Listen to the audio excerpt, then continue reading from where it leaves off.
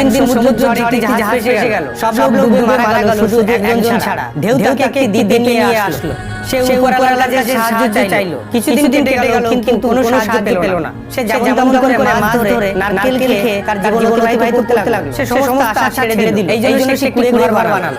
যখন সে খাবার খুঁজতে বেরালো, তার কুঁড়ে ঘরটি আকাশের বিদ্যুৎ পড়ে আগুন ধরে গেল। যখন সে ফিরে আসলো, এটি দেখে সে একেবারে ভেঙে পড়লো। আর উপর দিকে তাকিয়ে বলল, হে উপরওয়ালা, আমার একটাই তো থাকার জায়গা ছিল, আর সেটি নষ্ট করে দিলে। বারে উপরওয়ালা, তুই কতটাই নিষ্ঠুর। পরের দিন সে যখন উঠলো, দ্বীপের কিনারায় একটি বোট দেখে সে আনন্দিত হলো। সে বোটে উঠলো এবং ক্যাপ্টেনকে জিজ্ঞাসা করলো, আপনি কিভাবে খবর পেলেন? ক্যাপ্টেন বলল, আমরা ওখান থেকে ফায়ার সিগন্যাল পেয়েছিলাম। ওই লোকটি বলল, কিন্তু আমি তো কোনো সিগন্যাল দিইনি। তখন সে বুঝতে পারলো যে সব ওই ঘরটি পোড়ার জন্যই হয়েছে।